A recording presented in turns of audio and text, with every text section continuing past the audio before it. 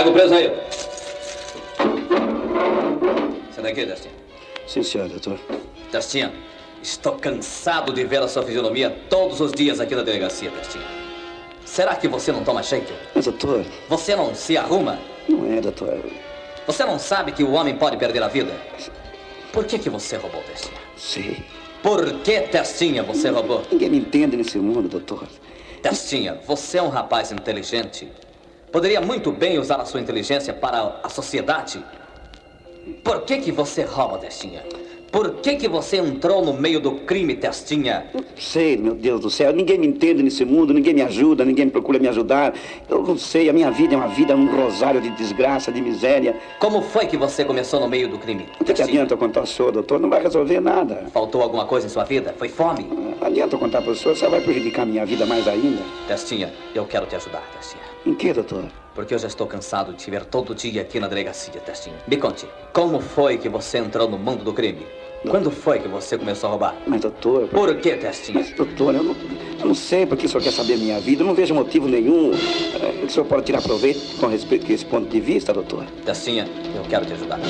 Você é um rapaz inteligente. Me conte, como foi que você começou no mundo do crime? O senhor acha que vai ter alguma utilidade, ou alguma serventia, ou contar a minha vida? O que adianta? Delegacia. Todo mundo sabe da vida de ladrão, de bandido. Testinha, você é um rapaz inteligente. Nós podemos muito bem usar a sua inteligência para a sociedade. Assim é que não pode continuar. Eu quero te ajudar. Conte a sua história. Quando foi que você começou no mundo do crime? E, doutor, e se eu contar a história da minha vida, o senhor não vai prejudicar a minha vida, doutor? Não, Testinha. Estou procurando te ajudar, Testinha. Bem, eu não sei, mas tudo começou lá para o ano de 1925, o ano em que eu nasci. E daí, Testinha? Sim, doutor. Esta é a narrativa dramática de uma vida pecaminosa, cheia de crimes, considerada nociva à sociedade, agora transformada num vaso de bênçãos graças ao poder de Deus. Esta transformação maravilhosa é agora relatada de viva voz pelo ex-bandido Testinha.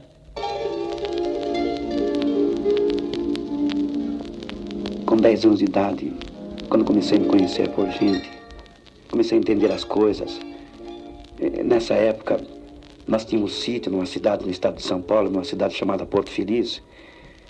E a minha vida corria muito bem, eu vivia feliz. Tudo era felicidade e alegria em volta de mim. E eu sei que um dia a morte bateu no nosso lar, arrebatou a vida da minha mãe. E logo em seguida perdi meu pai também.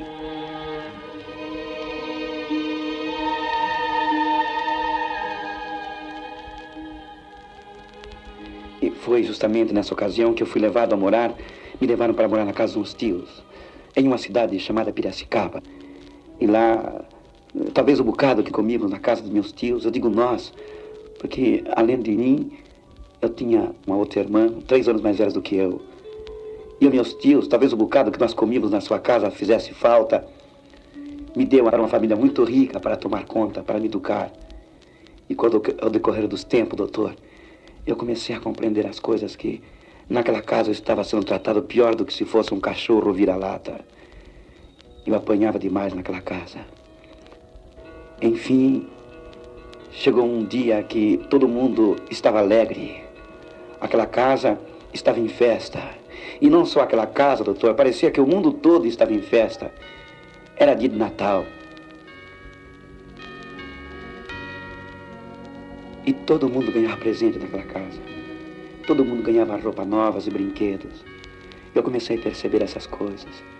E eu perguntei a um dos garotos da casa qual era o motivo daquela alegria imensa naquele lar. E o garoto contou que era Natal.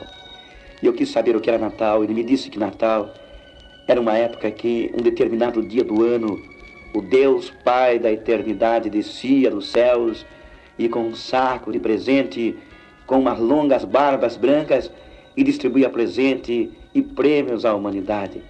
E que tudo quanto a gente pedisse a ele, ele nos dava. E eu então, aproveitando a oportunidade, como há muito que eu não vestia roupa nova e nem calçava sapato novo, eu então aproveitei a oportunidade. Pedi àquele garoto que escrevesse uma cartinha a Papai Noel, e que Papai Noel então me desse um terninho de linho, um par de sapato, uma camisa de seda, um suspensório e um bonezinho. Foi tudo quanto eu pedia. Acontece, porém, que passou o Natal, cansei de escrever carta a Papai Noel, enchi embaixo da cama de carta e nada de Papai Noel me dar brinquedo. Finalmente, desiludido com aquilo, até mesmo pensei que Papai Noel não gostava de criança de cor. Pensei que Papai Noel não gostava de criança que não tivesse pai nem mãe. E pensei até mesmo que Papai Noel me desprezasse por ser de cor. E eu fui então falar com o chefe da casa, aquele homem que dizia que era meu pai e que dizia que tudo quanto eu pedisse a ele e para os outros que eu obtinha. E eu fui falar com ele. E disse a ele tudo quanto eu tinha pedido a Papai Noel. E então eu disse a ele que eu não queria que ele me desse o que eu pedia a Papai Noel, mas eu queria que ele me desse apenas um par de botinas. E, embora que eu nunca vi a cor do dinheiro, e eu então pedi àquele homem que me desse apenas uma botininha, uma botina que custaria, doutor, naquele tempo, 4.000 réis. E eu pedi àquele homem, e aquele homem disse, você quer como se fosse presente de Natal, que eu lhe dê essa botina? Eu falei, sim, doutor. E ele disse, então vem aqui, e eu vou lhe dar a botina. Me levou num quarto, trancou a porta, doutor. Eu tinha 10 anos de idade, não tinha 11 anos completo, doutor. Ele trancou a porta, guardou a chave no bolso. E logo em seguida, rasgou as minhas roupas, pegou um chicote que estava em cima de uma cômoda e, em seguida, doutor, ele passou a me golpear, a me espancar como se fosse um animal e disse para mim, para que você quer a botina, negro? O feijão que você come nesta casa já é suficiente. Eu comecei a apanhar, doutor. Apanhei, doutor. E eu gritava, eu não quero mais presente de Natal. Não quero. Não quero mais presente de Natal, eu não quero. E ele me pisou. E ele me bateu. Depois que estava rolando pelo chão, doutor, todo ensanguentado, ele abriu a porta, me deu vários pontapés e disse, vai chorar no fundo do quintal, resto de lixo, pedaço de imundícia. E eu, chegando no fundo do quintal, comecei a chorar. Continuei a chorar. E depois ouvia muitas vozes. Vozes que parecia uma tempestade que assoprava em meus ouvidos. E eu saí correndo pelos portões do fundo. 3 meses depois, eu chegava ao Rio de Janeiro. Embora comendo casca de banana, pedaço de pães que encontrava pela rua, nas sarjetas, chocando rabeira de caminhão, ora viajando entre os engates de trens, entre os vagões da estrada de ferro de Central do Brasil, chegava ao Rio de Janeiro. E ao Rio de Janeiro, ao chegar naquela cidade, comecei a passar dificuldade terrível. Comendo comida em lata de lixo, dormindo no relento, aonde muitas vezes, quando eu acordava, eu estava sendo arrastado pela água da chuva. E assim, até que um dia, andando pelas ruas, cheguei até uma praça chamada Praça 15, até hoje existente no Rio de Janeiro. Assentei-me em um dos bancos ali existente. Passavam muitas pessoas por ali. E eu vi então aproximar-se de mim um rapaz. Esse rapaz, bem vestido. Mais tarde eu fui saber o seu vulgo. Ele tinha o vulgo de mão de seda. E ele chegou perto de mim, perguntou se eu tinha pai, se eu tinha mãe, de onde eu era, o que eu fazia, o que eu estava fazendo, ou até mesmo o que eu pretendia fazer. Logo após saber de onde eu era, o que eu estava fazendo, ele me convidou para ir trabalhar com ele. Disse ele, venha trabalhar comigo, porque você vai ganhar muito dinheiro. Você não tem dinheiro. Eu perguntei a você, se você tinha dinheiro, você não tem. Você quer ganhar muito dinheiro, venha comigo. Não precisa ter habilidade nem prática, e nem saber trabalhar. Basta apenas ter boa vontade. E eu fui. Não sabia para onde ir. Ele me pagou um surtido, um prato feito, e eu comi. Me pagou o café, eu bebi. Fui até a sua casa, ele morava num porão. O dono daquela casa era um receptador. Receptadores são pessoas que compram coisas que ladrão rouba. E o dono da casa cedia 2 cômodos a ele. Ele me deu um terno, me deu um par de sapato, camisa, um boné e saímos. Saímos e logo depois eu fui perceber que o trabalho que ele fazia não era outro senão roubar bolsas de senhoras nas feiras livres e no mercados, nos pontos de ônibus e nos pontos de bonde.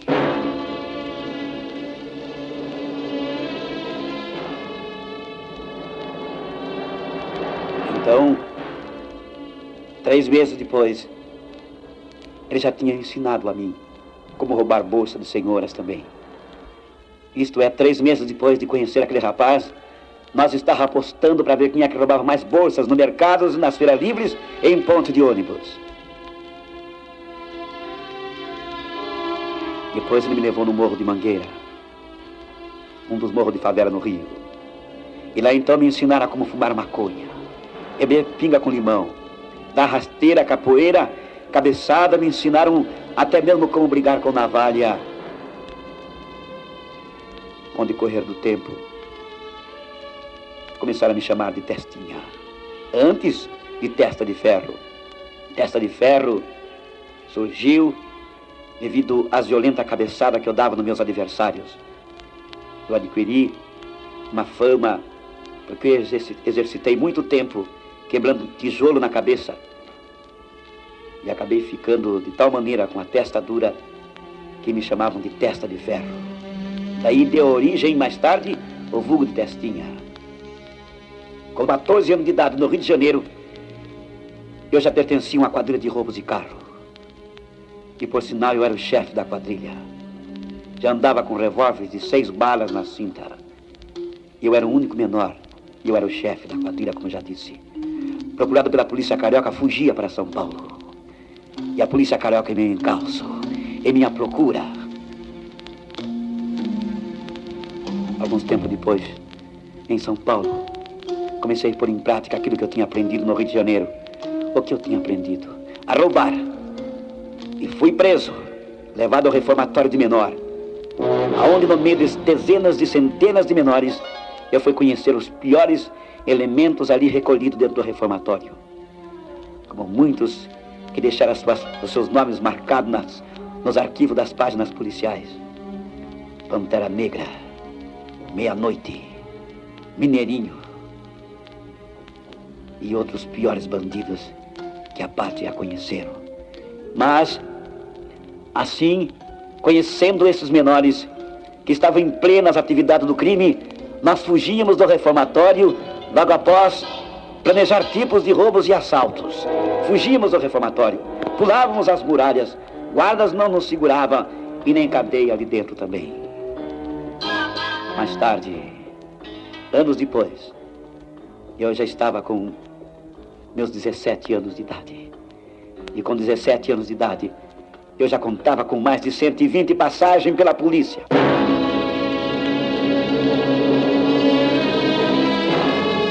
Vendendo o terreno dos outros e casa com documento falso.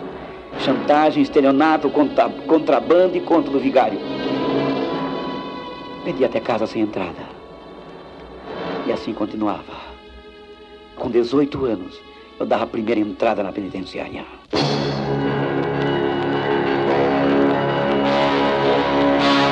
Saía alguns tempos depois. Voltava novamente à penitenciária por crime de estelionato. Segunda vez. E ali dentro da penitenciária aprendi com 2 ladrões internacionais como abrir cofre por intermédio de placas de controle de segredos. Eu não sei, pai. Entrava ruim e saía pior. Parece que ninguém poderia arrumar a minha vida. E nem mesmo grade, nem mesmo pancada, nem mesmo tortura. E a minha vida prosseguia num mar de desespero, de angústia, de dor, de confusão. Eu não entendia mais nada. Saía da penitenciária pior do que eu entrei. E começamos a pôr em prática tudo quanto eu havia aprendido na penitenciária. Então, nós começamos a adquirir tudo quanto o diabo queria nos dar. E tudo quanto nós queríamos também. Mas durou pouco tempo. A quadrilha parecia que tinha ficado até mesmo organizada. Mas depois de alguns tempos, o último tiroteio que fizemos contra a polícia, morria 3. Pantera Negra, Mineirinho e Meia-Noite. Escapavam os outros 3. Com contando comigo. Mais tarde, dava a terceira entrada na penitenciária. Dessa vez, agora com 69 anos de condenação. E ao chegar na penitenciária, o diretor olhou para mim e disse: Destinha, outra vez? Pela terceira vez você volta aqui à penitenciária? E eu fui levado à cela. Alguns tempos mais tarde eu participava da fuga. E voltando mais tarde da fuga, eu com alguns companheiros fui levado para uma cela forte. Fiquei 6 anos e meio ali naquela cela. 3 passos e meio de comprimento e 2,5 de largura. Comendo no pratinho de papelão e colherinha de pau. E muitas vezes, quando a comida vinha bastante úmida, eu esmagava a comida e fazia uma espécie de um pirão e comia o papelão junto com a comida para aumentar um pouquinho mais de volume no estômago.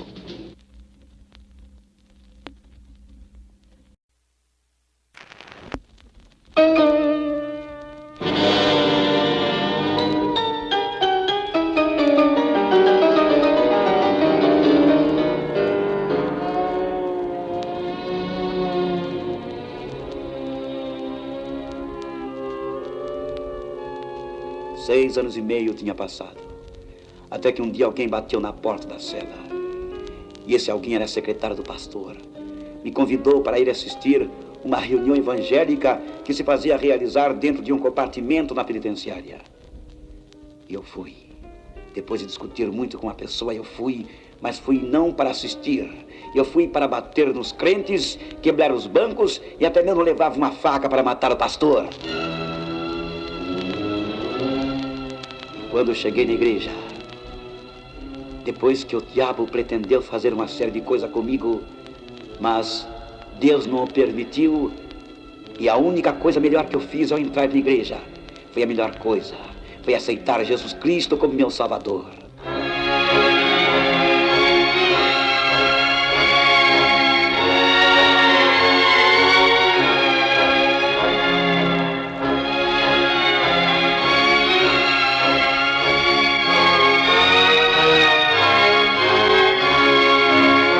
E ao sair da igreja, o pastor Avelino Boa Morte olhou para mim, estendeu-me as mãos e disse: João Batista, eu conto com você domingo próximo em nossa escola dominical. Eu disse: mas, senhor reverendo, o senhor acha que Deus vai querer alguma coisa comigo? Eu vim aqui com o propósito de quebrar os bancos, bater nos crentes e queria matar o senhor. Eu sou um homem perdido. E o pastor olhou para mim e disse: João Batista, Jesus Cristo veio nesse mundo com um propósito. Ele veio buscar e salvar o que se havia perdido.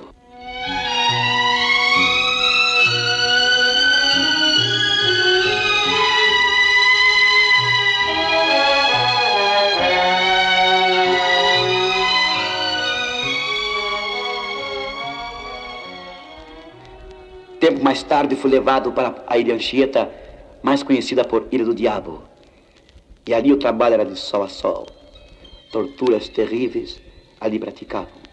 Eu fui uma das vítimas e trago as marcas bem patentes no corpo. Trago marcas nas mãos, nos olhos, nos pés. Ali durante alguns tempos trabalhei com serviço forçado. Ali a comida era abóbora podre, feijão carunchado, sebo, num lugar de gordura. E muitas das vezes, na hora do almoço ou na hora da refeição, eu tirava aqueles bichos por cima daqueles caldos que exalavam aquele mau cheiro terrível para poder comer a comida. Mas devido às torturas e os maus tratos ali praticados naquele presídio, alguns tempos depois se deu a maior revolta do mundo até hoje realizada. Eu estava ali também. Eu fugi, mas antes da fuga eu já tinha experimentado uma das torturas terríveis que eles praticavam naquele presídio. Pois trago o braço esquerdo quebrado em 3 partes. Trago sinais nas unhas da mão esquerda. A unha do indicador foi arrancada com um alicate em carne viva. 5 unhas que trago sinais bem claros que enfiaram estiletes e serpas de bambu no vão das unhas. O nervo do braço esquerdo que foi amassado, que ficou atrofiado até hoje. Fui amarrado na árvore de cabeça para baixo e me queimaram como queimar com um animal. Tenho sinal de queimadura no pescoço. O nervo do polegar direito não fecha. Foi rasgado com baioneta. A vista direita queimada, cega com estilhaço de bala de fuzil. 5 unhas do pé direito que foram arrancadas com alicate em carne viva. Tenho bala de aço no corpo até hoje. Essas marcas ficaram no meu corpo, bem visível, para confirmar o testemunho que eu conto nas igrejas, em praças públicas, em cinemas e pela televisão. Essas marcas vêm confirmar realmente o testemunho da minha boca. E durante a revolta eu fugi. A ilha parecia que ia ser exterminada completamente. Parecia até mesmo que a mão de Deus pesava sobre aquele ambiente de torturas e sangue e de miséria para esfacelar, destruir completamente a ilha do diabo, a ilha Anchieta, o terror dos delinquentes. Fugia.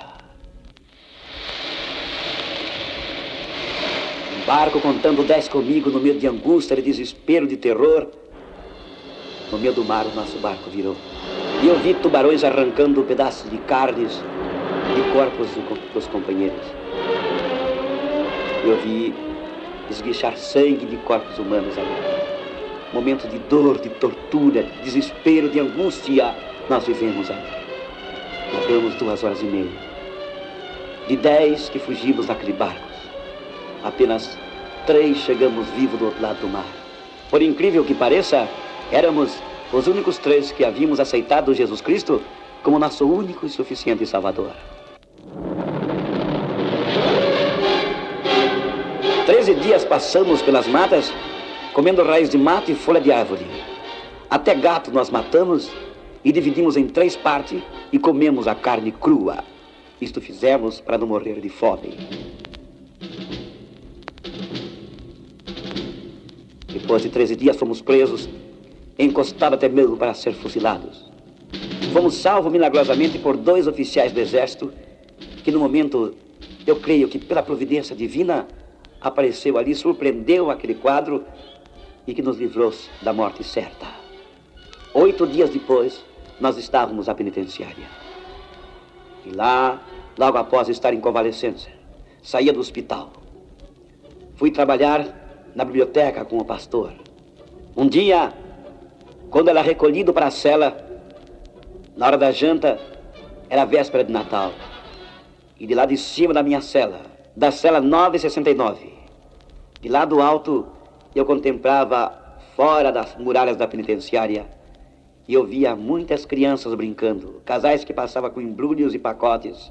E naquele instante passou um carro de uma casa comercial tocando uma musiquinha de Natal.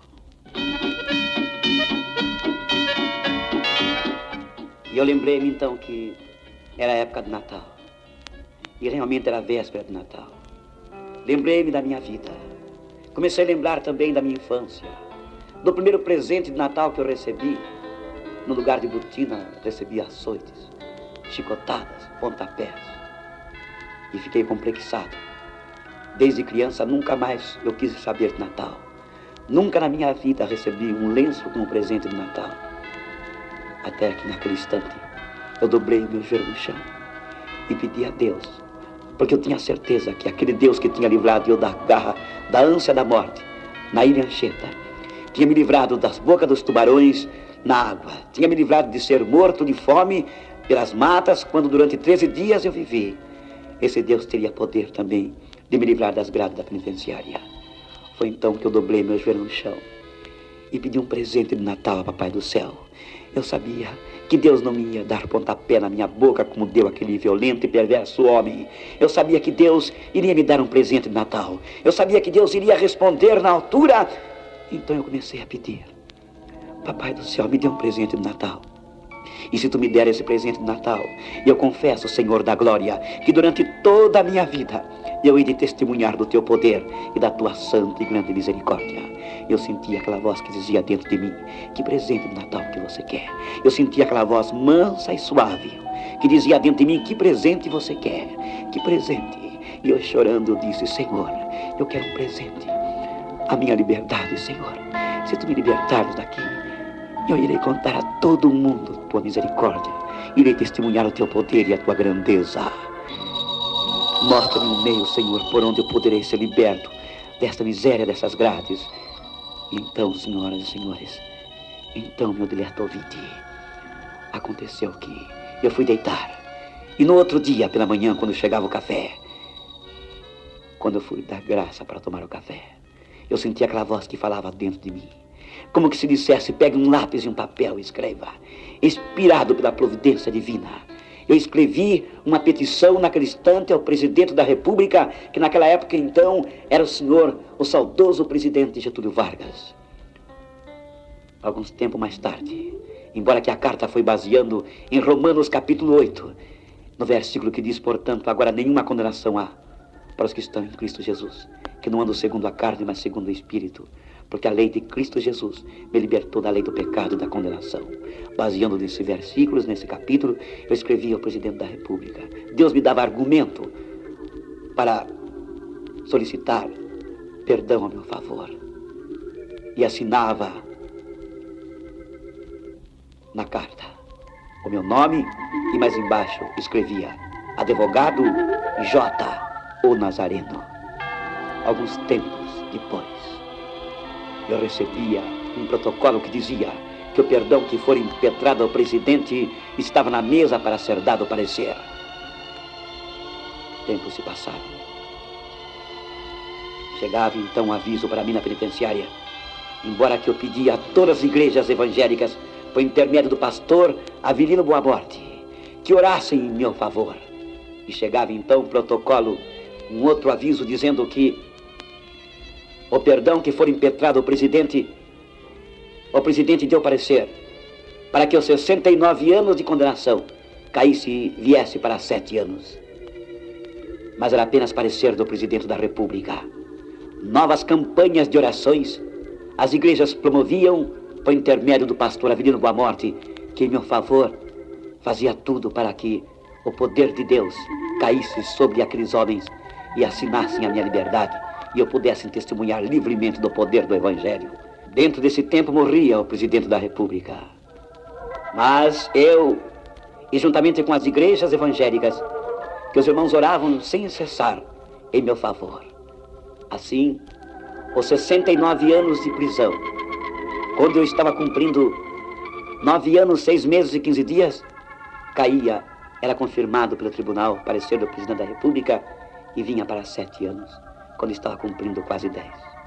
O guarda batia na porta, com embrulho de roupa, logo após o diário oficial confirmar. E dizia o guarda para mim: João Batista Rodrigues. Presente, seu guarda, disse eu. A sua roupa está aqui. O teu alvará de soltura chegou. Prepara-te já que você vai ser posto em liberdade.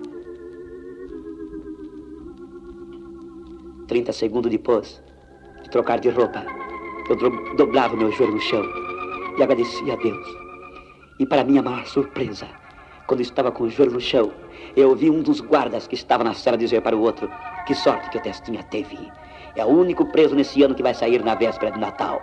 Realmente era a resposta de Deus. Ele estava me dando naquele instante um presente de Natal.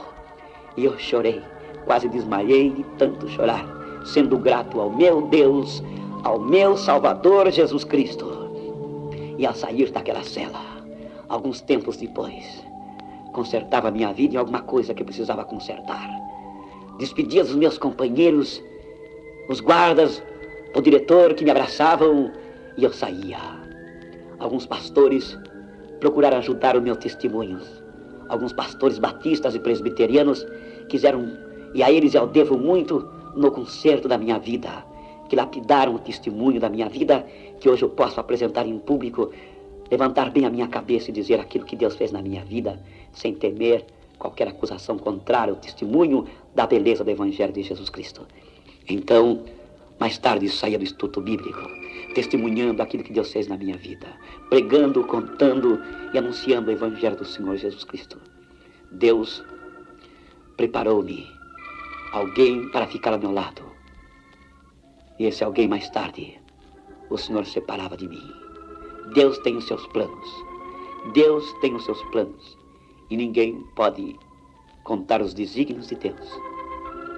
E eu continuo levando a mensagem do Senhor, pregando, testemunhando. E eu costumo sempre a dizer, no meu dizer muito simples: Deus é a vara, a linha é Jesus Cristo O anzol é o Espírito Santo e eu não sou pescador de almas. Eu sou a isca que Deus coloca ou envolve neste anzol, que é o Espírito Santo, e me lança no meio dos peixes para pescar as almas através do testemunho que Deus me concedeu.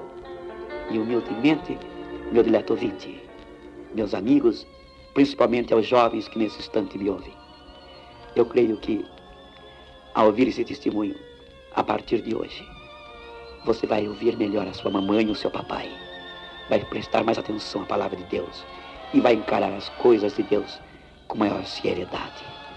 Que Deus vos abençoe. Despede-se nesse instante o pastor João Batista Rodrigues, que trabalha em benefício da coletividade pública, testemunhando o poder de Deus através do testemunho da minha vida. Que Deus vos abençoe.